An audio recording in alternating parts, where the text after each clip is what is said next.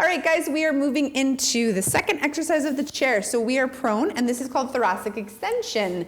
This is a really cool way to do thoracic extension. Again, I stress this a lot in reformer and in mat. How great is thoracic extension for everybody? Clutch. Absolutely. It is so good for preventing and alleviating injury and pain. So, okay, bringing your arms up. We're gonna bring the arms up as wide as you possibly can in the chair. Disclaimer for thoracic extension on the chair, this does and can get a little pinchy in the shoulders. So it happens. We're gonna work with that. Jen's gonna show you how to add some fascia into that to make it a bit better.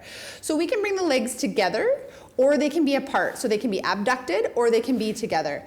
Ideally, we're just gonna have them slightly, Some methods actually like them laterally rotated. Again, there's ways, we can almost argue this so many different ways of how it's good that way for that person and then it's better for the other way for the other person. You know, in a lot of ways in Pilates, there's no wrong and right. It just depends on the body you're working with.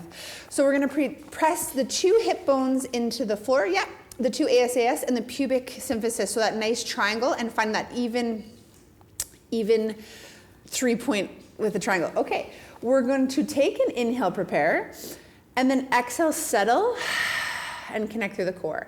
On the next inhale, you're gonna roll and marble away with your nose, get the head in alignment, and pull the bar down at the same time extending through the spine. So it's a little bit of work, and then we're gonna exhale down.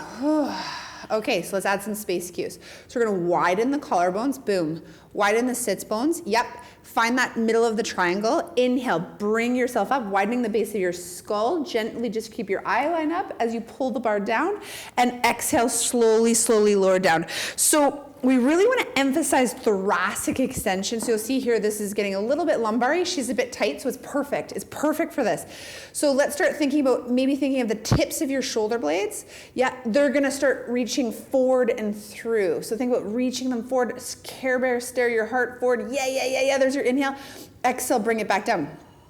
We can also think about widening the PSIS here. So you guys can actually take your hands, put it on the PSIS, open these out so it takes a little bit of tension out of the back. There's your inhale, and exhale, bring it down. Okay guys, so we're just gonna quickly talk about some things that can go good and some things that can go bad with this one. So just pop yourself up, Alana, and just show kind of like what happens.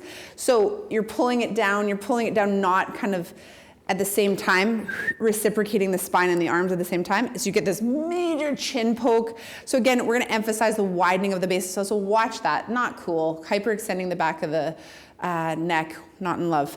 Lifting it back up. Other thing too is pinching right here. They're just like hinging in the lumbar. They're like, I feel my low back.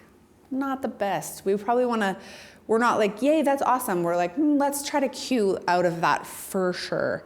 Bring yourself back down. Shoulders, so they get really, really pinchy. So shoulders end up in the ears. So they're shrugged so high. Yeah, exactly. So they'll kind of like, so still you want to widen the collarbones.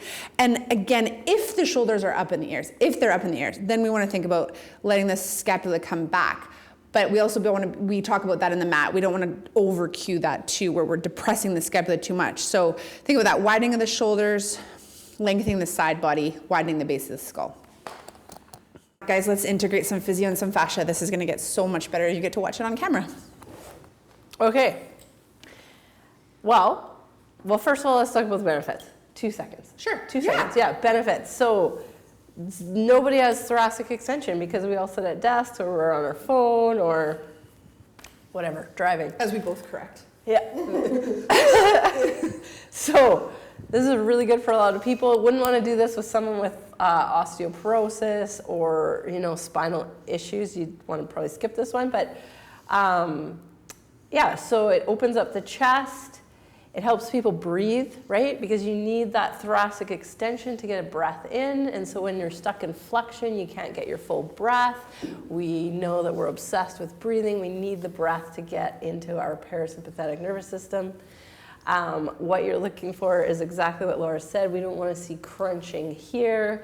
Pinching of the shoulders isn't great, but we'll show you what to do with that. Yeah. Mostly you don't want lumbar pain. So this is what I would do. No, you're okay. Okay. So this is what I would do first of all. Lana, flip onto your back for a second. So when we're stuck in flexion, the front of our body gets really tight, and then we can lose access to that. So we still need like our core to kick in on this one big time.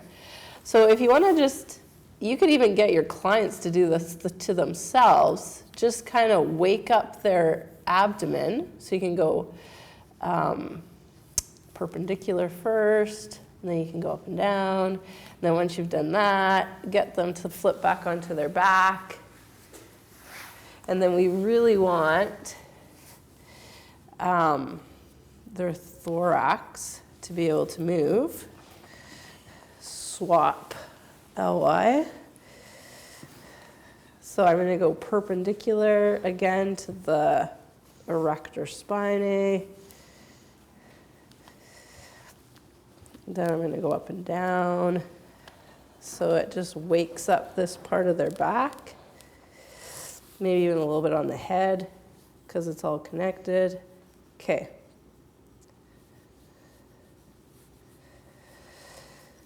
So then let's retry that. Oops. So I'm not even going to touch her. Let's just see what happens. So think of your cues, widen your collarbones, widen the back of your skull, lengthen through there, and then try to come up into extension through there.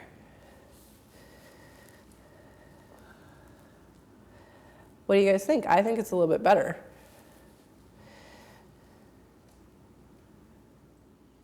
Good job.